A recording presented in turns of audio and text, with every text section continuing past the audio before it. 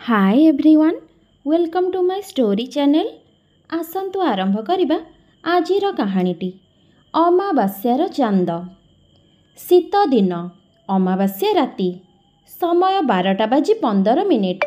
थंडारे देह हाथ कोला मारी जाउथाए। मु सार्ट उपरे स्वेटर ता उपरे कंबल खंडे घोड़े होई मो ऑटोरे बसी दिन जाकर भड़ा हिसाब करुथाए। घर को जीवाकू मन डाकुथिले भी सकाळु झीयर जन्मदिन पाई ड्रेस किणिबाकू पड़िबो बोली आउ गोटे भड़ा पाइजिबा लोभरे मु बसी थाए ऑटोरे।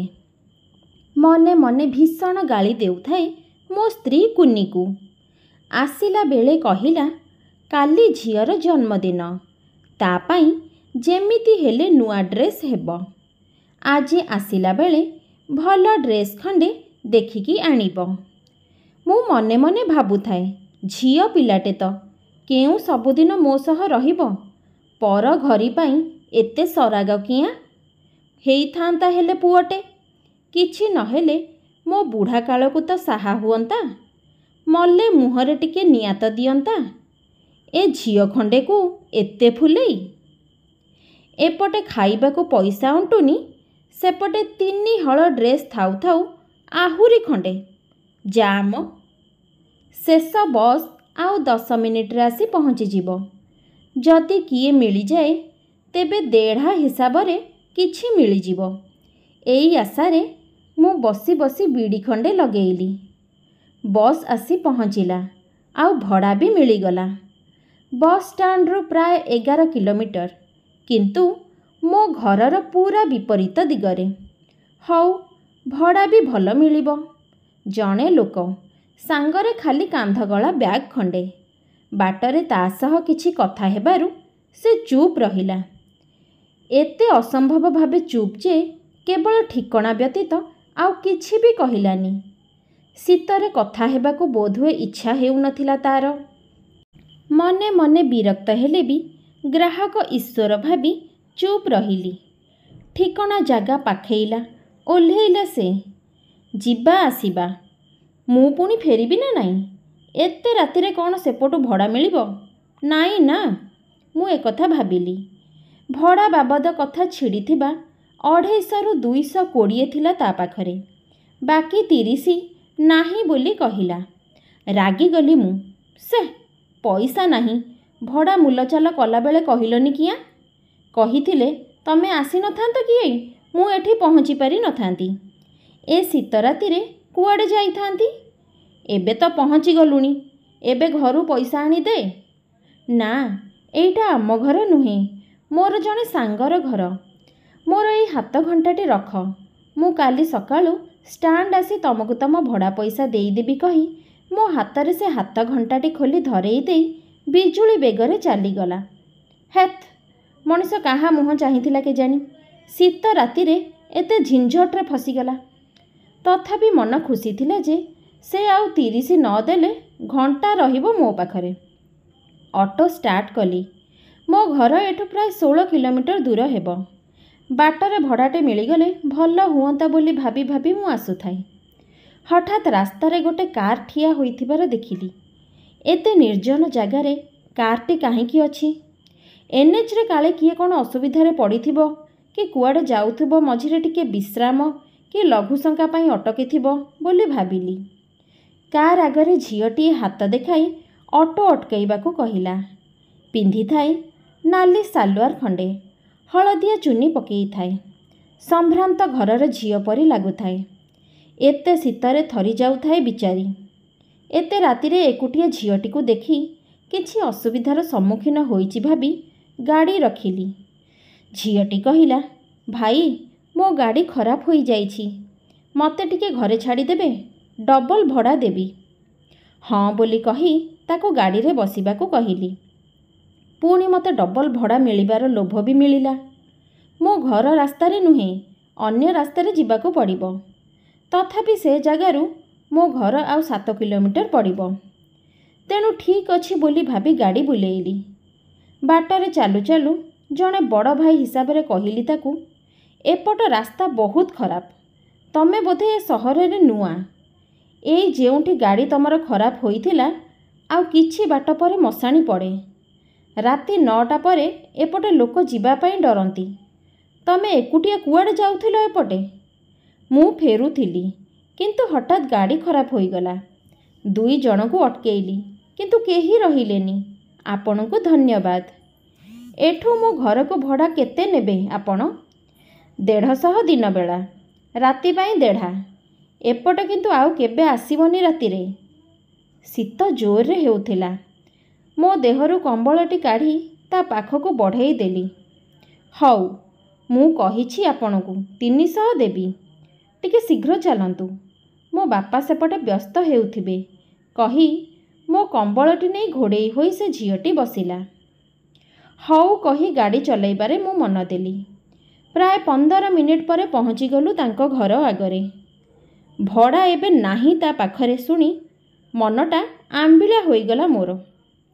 ପୁଣି ଆଉ ଗୋଟେ, ଏବେ ସେଇ ଘଟଣା ଗୋଟେ ଘଟିଛି ମୋ ସହ।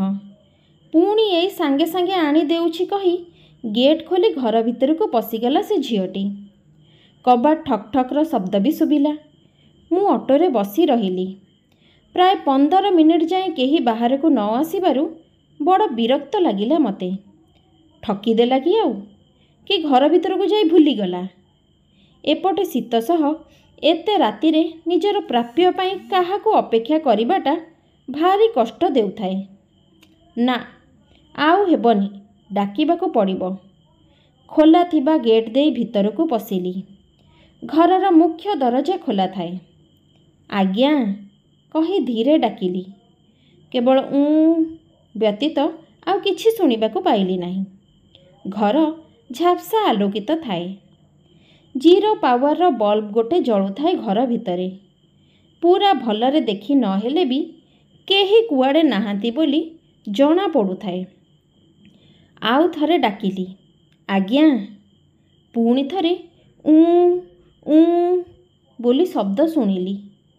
କେଉଁଠୁ ଆସୁଛି ବୋଲି ଭିତରକୁ ଟିକେ ଗଳିକି ଅନେଇଲି। ଦାଣ୍ଡ ଘରେ ସୋଫା ପାଖରେ ତଳେ ପଡ଼ି କେହି ଜଣେ ମୋ ଆଡ଼କୁ ହାତ ବଢ଼ାଉଥିବାର ଦେଖି ଭିତରକୁ ଯାଇ ପ୍ରଥମେ ଲାଇଟ୍ ସୁଇଚ୍ ସବୁ ଅନ୍ କରି ଘରକୁ ଆଲୋକିତ କଲା ପରେ ଦେଖିଲି ବୁଢ଼ା ଜଣେ ତଳେ ପଡ଼ି ଛଟପଟ ହେଉଛନ୍ତି। ଧୀରେ ତାଙ୍କୁ ଉଠେଇ ସୋଫାରେ ବସେଇଲି। ତାଙ୍କ ହାତ ଭାଙ୍ଗି ଯାଇଥାଏ। ଆସ୍ତେ ଆସ୍ତେ ଫୁଲିବା ଆରମ୍ଭ କରିଥାଏ। ସେ ପାଟି କରି କାହାକୁ ଡାକି ପାରୁନଥାନ୍ତି। କ'ଣ କରିବି ବୋଲି କିଛି ମୁଣ୍ଡରେ ପଶୁନଥାଏ। ତଥାପି ସାହସ କରି ଘରେ କିଏ ଅଛନ୍ତି ବୋଲି ଡାକ ପକେଇଲି। କେହି ନ ଶୁଣିବାରୁ ପାଖ ପଡ଼ୋଶୀଙ୍କୁ ଡାକିଲି। ଏତେ ରାତିରେ, ପୁଣି ଶୀତ ଦିନେ, କମ୍ବଳ ତଳୁ ଉଷୁମ ନ ଟାଣି କିଏ ବାହାରକୁ ଆସେ? ଜଣେ 2 ଜଣ ଆସି କହିଲେ, ତାଙ୍କ ଘରେ ଏବେ କେହି ନାହାନ୍ତି, ତାଙ୍କୁ ଟିକେ ଡାକ୍ତରଖାନା ନେଇଯାଅ। କିନ୍ତୁ ସକାଳୁ ସେମାନଙ୍କର କାମ ଅଛି ବୋଲି କହି ମୋ ସହ ଆସିବାକୁ ଅମଙ୍ଗ ହେଲେ ସେମାନେ। କ'ଣ କରିବି ବୋଲି ବୁଦ୍ଧି ଦିଶୁନଥାଏ। ମୋର କ'ଣ ଯାଉଛି, ମୁଁ କିଆଁ ରହିବି ଏଠି ବୋଲି ମନ କହୁଥିଲେ ବି ବିବେକ ବାଧା ଦେଉଥାଏ। ଅଗତ୍ୟା ବିବେକର କଥା ଶୁଣିବାକୁ ପଡ଼ିଲା। ବୁଢ଼ା ଜଣଙ୍କୁ ଧରି ଡାକ୍ତରଖାନା ବାହାରିଲି। ଯନ୍ତ୍ରଣାରେ ସେ ହେଉଥାନ୍ତି। ବୋଧହୁଏ ସେ 10-15 ମିନିଟ୍ ଆଗରୁ ବା ଆହୁରି ଆଗରୁ ପଡ଼ିଥିଲେ ସେଠି। ମୁଁ ତାଙ୍କୁ ଧରି ଡାକ୍ତରଖାନା ବାହାରିଲା ବେଳକୁ ପଡ଼ୋଶୀ ଜଣେ ତାଙ୍କ ଘର ତାଲା ପକାଇ ଚାବି ମୋତେ ବଢ଼ାଇ ଦେଲେ। ଛାଡ଼, ଏମିତି ପଡ଼ୋଶୀ ନଥିବା ଭଲ ବୋଲି ମନେ ମନେ କହି ଗାଡ଼ି ଷ୍ଟାର୍ଟ କଲି। ବୁଢ଼ା ଜଣଙ୍କୁ ଡାକ୍ତରଖାନାରେ ହାତ ବ୍ୟାଣ୍ଡେଜ୍ କରି ଟିକେ ସାଷ୍ଟାମ ହେଲା ପରେ ଡାକ୍ତରଖାନା କ୍ୟାଣ୍ଟିନ୍ରୁ ଚା ଆଉ ବିସ୍କୁଟ୍ ଆଣି ଖାଇବାକୁ ଦେଲି। ମେଡ଼ିସିନ୍ ଷ୍ଟୋରରୁ ମେଡ଼ିସିନ୍ ନିଜେ ପଇସା ଦେଇ କିଣିଲି। ହାତ ଘଡ଼ି ଦେଖିଲା ବେଳକୁ ରାତି 3ଟା। ଏବେ ମୋ ଦାୟିତ୍ୱ ହେଲା ୟାଙ୍କୁ ଘରେ ଛାଡ଼ି ମୋ ଘରକୁ ଫେରିବି। କିନ୍ତୁ ମୋ ଭଡ଼ା? ଏ ଅବସ୍ଥାରେ କ'ଣ ଭଡ଼ା ମାଗିବି? ଥାଉ, ପରେ କେବେ ଦେଖିବା ଭାବି ବୁଢ଼ା ଜଣଙ୍କୁ ଗାଡ଼ିରେ ବସିବାକୁ କହିଲି। ତାଙ୍କ ଅବସ୍ଥାରେ ସୁଧାର ତଥାପି ଆସିନଥାଏ। ଆସ୍ତେ ଆସ୍ତେ ସେ ଟିକେ ନର୍ମାଲ ଆଡ଼କୁ ଆସୁଥାନ୍ତି। ଗାଡ଼ି ବହୁତ ଧୀରେ ଚଳାଇବାକୁ ପଡ଼ୁଥାଏ। ଆବଡ଼ା ଖାବଡ଼ା ରାସ୍ତାରେ ତ ଶଗଡ଼ ଗାଡ଼ିଠୁ ବି ଆହୁରି ଧୀରେ। ତାଙ୍କ ଘରେ ପହଞ୍ଚିବାକୁ ପ୍ରାୟ ଅଧଘଣ୍ଟା ଲାଗିଲା। घर खोली तांको सोफारे बसई मेडिसिन खाइबाकू कहिली। से टिके साष्टाम हेले। मते बहुत बहुत आशीर्वाद करी टेबुल उपरे थिबा पर्सरू काढ़ी पैसा मो हातरे 2000 टंकिया नोटटिए धरई देले। चेंज नाही कहिबारु कहिले रख, एइटा 3टा भड़ा ओ मेडिसिन पाई, साहाज्य पाई अशेष अशेष धन्यवाद। 3टा भड़ा? हाँ, डाक्तरखाना जीवा आसीबा ओ हाथ ठारी कांथ आड़को देखेइले। जहा देखिली मो होश उड़ीबा अवस्था। मो कांधरे हाथ रखी कहिले से मो झियो। 21 वर्ष तले गोटे कार दुर्घटना रे से आरपारी को चली जाइछि। मु जानिछि से आजी ऑटो भड़ा कही करी एठिकी तुम सह आसीथिबो ओ तुमको भड़ा देई नथिबो। एइटाको मिसेई 4 थर हेला। मु जेतेबेले भी असुविधारे पड़िछि केही ना केही ऑटोवाला सह आसी से एमिति मते साहाज्य करिछि। मोर 2 पुओ ओ गोटे झियो। स्त्री दीर्घ 30 वर्ष हेला आरपारी रे। पुओ 2 जण विदेशरे। मु एठी एका रहे। आपणक सह हृदयता पाई अशेष अशेष धन्यवाद। मो अवस्था एबे 12 बाजिबा उपरे। ए झियोटी ऑटोरे आसी भड़ा देई नथिबा कथा तो मु पूरापूरी भूली जाइथिली। आउ थरे से फोटोटी को देखिली। सेई नाली सालुआर, सेई हलदिया चुनरी, सेई मुह, सेई झियो। खाली फोटो उपरे फूलमाଳ पड़िथिला। बाप रे बाप, एबे एका मुहा होई मु दौड़िली मो ऑटो पाखकू। गाड़ी स्टार्ट करी सीधा सीधा गाड़ी रे बसी जीवा बेलको मिरर रे देखिली केही जणे हसी हसी मते टाटा करुथिला। सेई नाली सालुआर, सेई हलदिया चुनी, सेई मुह, सेई झियो। मो माँ, आखि बंद करी 100 स्पीड रे उड़ेइली मु ऑटो को। डर लागुथिले भी मने मने साल्यूट कली से झियो को। मते बहुत बड़ हीनमन्यतार उद्धार करिथिबारु ता निकटरे ऋणी बोली स्वीकार कली। एबे मो झियो मते पुओ मानक ठारू भी ढेर बेसी बहुत अधिका लागुथिला। दर्शक बंधु, झियो माने भी पुओ मानक ठारू कौनसी गुणरे कम नुहंती, जहाँकि एही कहानी माध्यम रे आम मानक ठीक रूपे बुझा पड़ी जाउछि। आपण मानक कहानीटी किपरि लागिला कमेंट करी निश्चय जणाइबे। आउ हाँ, जदि चैनल टी को एबे पर्यंत सब्सक्राइब करि नाहंती तेबे एबे ही करि नियंतु। रहुछि, नमस्कार, जय जगन्नाथ।